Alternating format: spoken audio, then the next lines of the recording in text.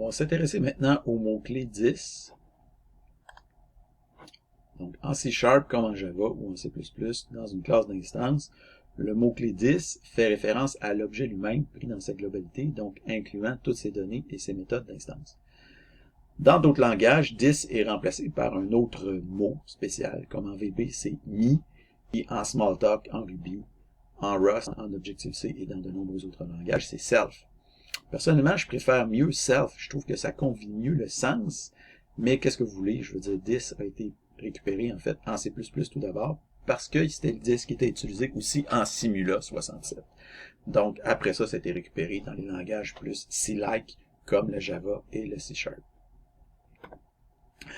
Donc, c'est un concept évident quand on comprend sa signification, mais les débutants en programmation, c'est-à-dire vous, probablement, ont parfois de la difficulté à saisir ce concept-là.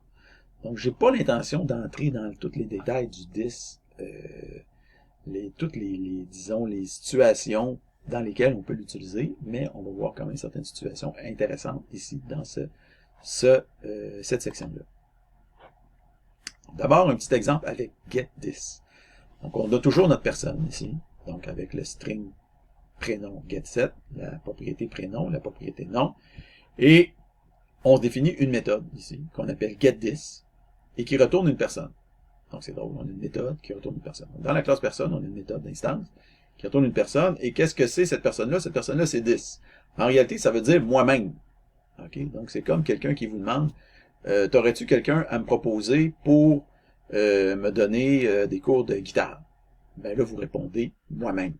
Donc, si vous répondez moi-même, vous dites moi. Donc, en VB, on appelle ça me. Okay? Dans les autres langages, on appelle ça self, moi. Et malheureusement, ou enfin, peu importe, en C# dans le langage C-like, on appelle ça this. Donc, this, c'est comme si vous regardiez d'en haut puis vous diriez votre majesté ou il va bien. Donc, c'est un peu spécial, mais bon, en tout cas, peu importe. Donc, this, ça veut dire moi. Donc, ici, on crée un génie, nouvelle personne, génie.nom Einstein, génie.prénom Albert. Donc, on dump le génie, on le voit ici, Albert Einstein. Après ça, on fait génie.getDis. Ça veut dire qu'on demande au génie, ben, dis-moi, retourne-moi toi-même. Donc, génie.getDis.dom, getDis, et qu'est-ce qu'on a? Ben, on a la même chose qui s'affiche. Donc, génie.getDis, ça veut dire, c'est comme si on me demande à moi, t'es qui toi? Ben, moi, je suis moi. OK? Ça fait que je me retourne moi-même. Avec génie.getDis.dom, ben, c'est la personne elle-même qui se retourne. Donc, pouf. À quoi ça sert cette méthode-là? Absolument rien dans ce cas-là. Okay? Mais dans certaines circonstances, le 10 sert à quelque chose. Mais là, ici, c'est juste pour vous montrer c'est quoi 10. Donc, 10, c'est moi. Okay?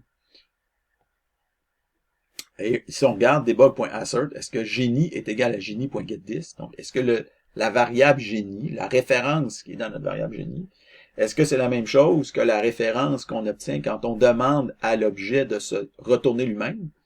Ben oui, c'est la même chose. OK? Donc, c'est comme si quelqu'un me demande, est-ce que tu es égal à toi-même? Ben, je réponds oui. OK?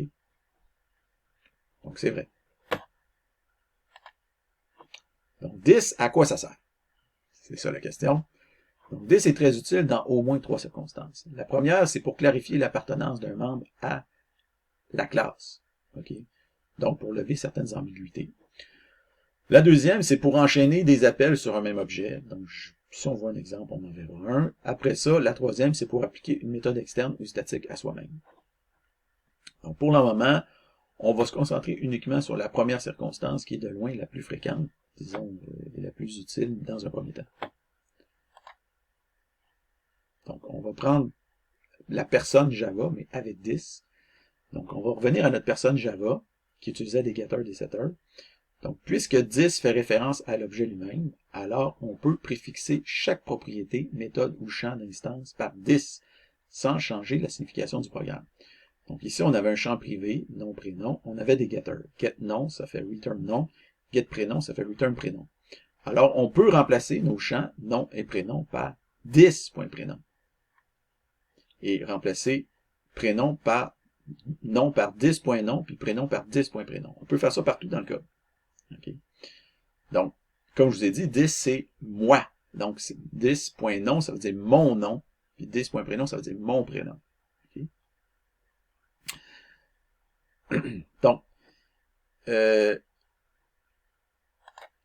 en suivant, on peut faire la même chose aussi pour les setters. Donc ici, on a 7 noms et on a 7 prénoms. Donc on peut faire 10.nom égale nom. Donc, ça veut dire mon nom égale le nom que je reçois dans l'argument ici, 7 noms. Et mon prénom, 10.prénom, est égal au prénom que je reçois ici en argument. Donc, c'est utile, ça, pour lever certaines ambiguïtés. Donc, par exemple, supposons que les champs privés, au lieu de les préfixer avec un underscore, on les appelle directement nom et prénom. Okay. Donc, si on les appelle nom et prénom, comment on va faire pour faire la distinction? Par exemple, quand on va arriver ici dans notre setter, comment on va faire pour faire la distinction entre mon nom et le nom que je reçois en argument? Ben, c'est pas compliqué. On va faire 10.nom égale nom. Donc, ça veut dire le nom que je reçois en argument, le paramètre nom. Mon nom à moi, mon champ ici, nom, est égal à l'argument que je reçois. Donc, 10.nom égale nom. Même chose le prénom. Mon prénom est égal au prénom que je reçois en argument. Donc, ça lève l'ambiguïté pour les variables et les arguments et les champs qui possèdent le même nom. Okay? C'est souvent utilisé, ça. Donc, ici, on a return 10.nom, return 10.prénom. Donc, utiliser ou ne pas utiliser 10. Donc, certains spécialistes du C#, en fait, recommandent de l'utiliser toujours par souci de cohérence, d'autres de l'utiliser au besoin. Donc, notre avis personnel, c'est que dans les exercices que je vais vous donner, ou qu'on va vous donner en Visual Studio dans le cadre de Proc 2, puisque vous êtes en phase d'apprentissage, vous devriez toujours utiliser 10 pour vous pratiquer. Okay? Pour pas que ça soit quelque chose qui vous rebute. Donc, il faut vous habituer à 10, puis à cause de ça, on va vous l'imposer dans l'exercice Visual Studio. Par contre, dans les exercices que vous faites ici, dans ce document, vous n'avez pas besoin d'utiliser. Puis, quand vous allez arriver plus tard en Proc 3 ou tout ça, ben, vous n'aurez pas besoin non plus de l'utiliser. Donc, c'est juste qu'il faut apprendre à s'en servir.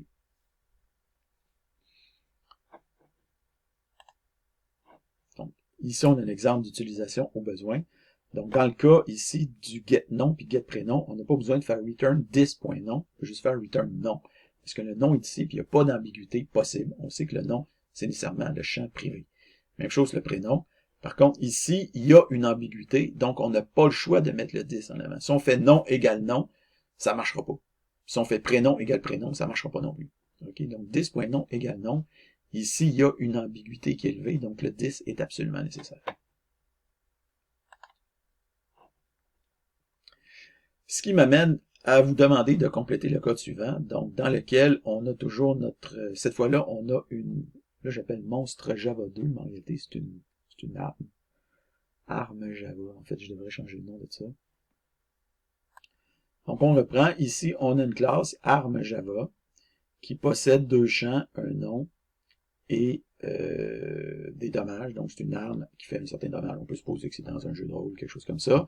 On a deux getters, on a deux setters. Et on a notre arme ici, on crée une nouvelle arme. Cette nom, c'est une épée magique qui fait 15 points de dommage. Et après ça, on établit ici le nombre, en fait, elle fait jusqu'à 15 points de dommage. Ici, on détermine combien de points de dommage on va faire. Donc, on fait un new random, next 2, arm.getDommage pour déterminer combien de points de dommage va faire notre coup d'épée.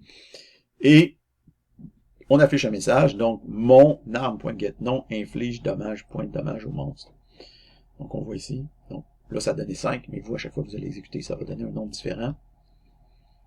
Et il faut compléter le code. Donc, getNom, il faut compléter. GetDommage, setNom, setDommage. Et évidemment, l'idée, c'est d'utiliser 10 au besoin seulement dans ce cas-là. Donc, on ne veut pas utiliser 10 partout, comme vous allez le faire plus tard dans Visual Studio, mais on utilise 10 au besoin seulement. Et vous allez mettre votre saisie ici. Voilà.